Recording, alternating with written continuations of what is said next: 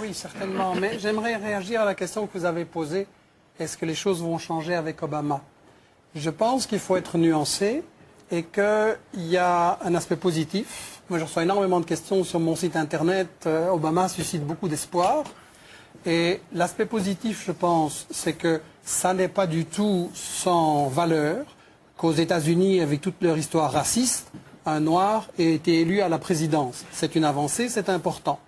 Aussi positif, Obama a été élu parce qu'il a proposé un changement.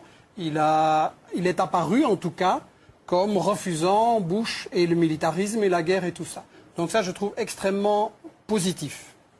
Le problème, c'est que avant que les gens votent pour Obama, Wall Street avait voté pour Obama. C'est-à-dire que vous savez qu'aux États-Unis, les multinationales mettent de l'argent sur les candidats régulièrement. Pour être élu président des États-Unis, il faut recevoir des centaines de millions de dollars. La campagne électorale coûte horriblement cher. Ce n'est pas vraiment démocratique d'ailleurs comme système politique. Et il faut se demander à qui les multinationales ont donné le plus d'argent. Pas à McCain, pas à Clinton, à Obama. Donc le problème, c'est que les gens maintenant, avec la crise, ils ont voté Obama pour qu'on les sauve des banques. Le problème, c'est que les banques aussi ont voté Obama. Alors je pense que dans la question israélienne, vous avez raison de dire qu'Obama a raconté toute une série de choses pendant sa campagne électorale pour se faire élire, que maintenant il dit le contraire. Et là, il va falloir tester. Obama a choisi comme vice-président un sioniste acharné, comme secrétaire général de la Maison-Blanche également un sioniste acharné. Il a dit que Jérusalem, ça devait être la capitale d'Israël. Or, Jérusalem est une capitale volée. Il a proposé de donner 30 milliards de dollars d'aide militaire en plus à Israël. Je voudrais simplement dire à Obama, il y a 40 millions de gens sous le seuil de pauvreté aux États-Unis.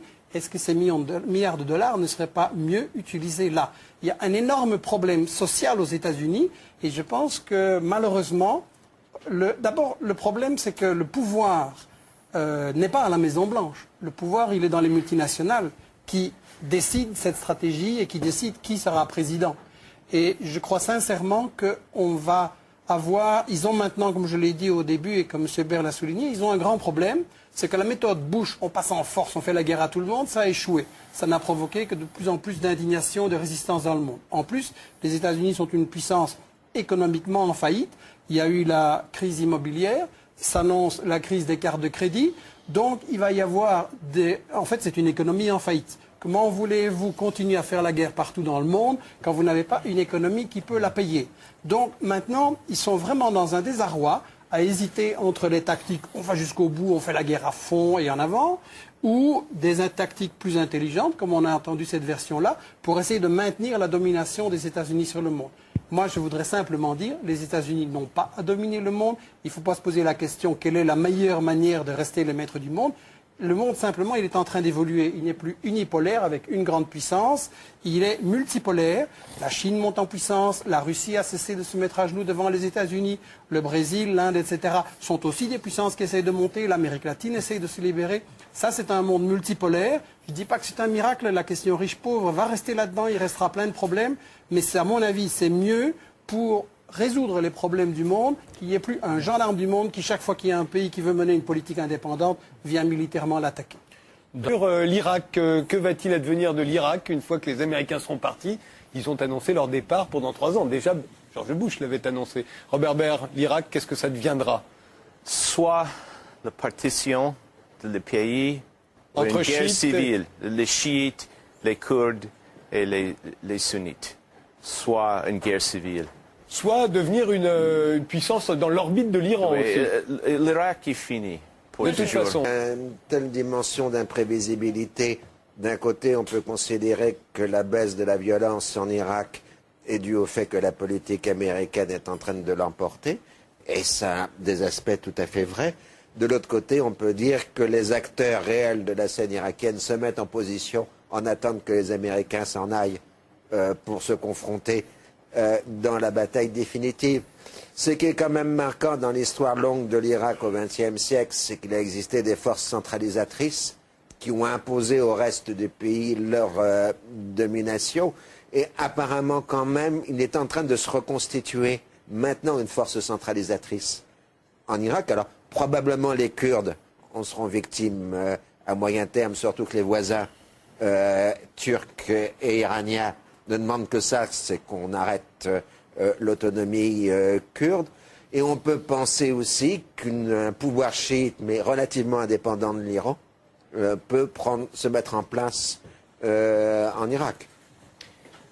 Avec, je pense, dans les prochaines années, l'avènement, mais là ce n'est qu'un pronostic géopolitique d'un Kurdistan non plus seulement autonome mais indépendant, avec sans aucun doute des heurts extrêmement graves et violents qui ont déjà commencé d'ailleurs avec la Turquie mais également l'Iran, surtout la Turquie, mais je pense qu'on néglige la puissance revendicatrice et nationaliste des Kurdes qui sont plusieurs millions en Irak, qui sont une trentaine de millions dans le monde entier étalés sur 5 pays différents et je pense réellement qu'on verra l'avènement de cette indépendance kurde.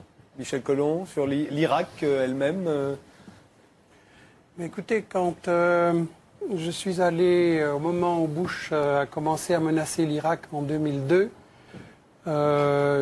j'ai présidé une mission internationale qui a séjourné en Irak pendant 2 semaines. Tout le monde sentait que la guerre allait arriver.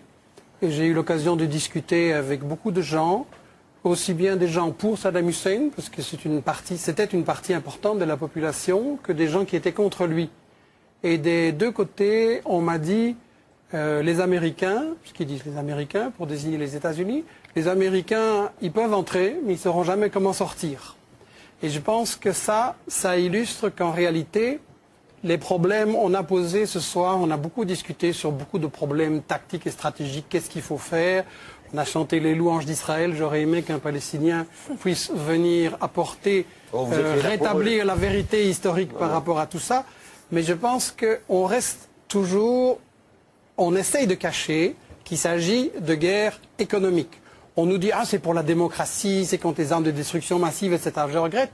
Mais la démocratie, quand vous tomber sur un gouvernement élu démocratiquement, mais qui ne se met pas à genoux devant les États-Unis et devant Israël, comme vous faites, vous le renversez et même vous l'assassinez. Vous l'avez fait au Congo en assassinant Lumumba, en remplaçant par Mobutu, les États-Unis, etc. Vous l'avez fait au Chili, en volant le cuivre, en assassinant Allende, en le remplaçant par Pinochet. Les États-Unis ont placé les États-Unis. Mais on n'est pas américain. Mais c'est qui vous? Écoutez, on n'est pas au commissariat. Je n'ai pas à vous répondre vos questions. Non, mais c'est pour comprendre. Je m'adresse aux spectateurs. Vous défendez les États-Unis, je les critique. Chaque fois que je parle, vous m'interrompez. Ça vous gêne que je m'exprime ici? Pas du tout, ça m'amuse. Ça m'amuse. S'il vous plaît, de ne pas m'interrompre. Vous êtes un exemple emblématique de l'obsession anti-israélienne et anti-américaine. Vous êtes un exemple emblématique du racisme d'Israël. Non plus. Et voilà, avec ça, on n'en sort pas. Je suis d'accord avec le racisme d'Israël, mais je ne suis pas d'accord avec la politique israélienne, ça c'est sûr. C'est une tactique classique de débat télévisé. On jette une peau de banane pour que l'autre ne puisse pas aller jusqu'au bout. Vous le faites vous-même très bien. Qu'on ne puisse pas aller jusqu'au bout et que les gens ne puissent pas entendre ce que j'ai à dire. Je voudrais simplement dire que vous avez éliminé une série de gouvernements démocratiquement élus parce qu'ils ne vous plaisaient pas et qu'ils ne se mettaient pas à genoux devant vous. Dans chaque pays d'Amérique latine, vous avez fait un coup d'État militaire, dans chaque pays d'Amérique latine.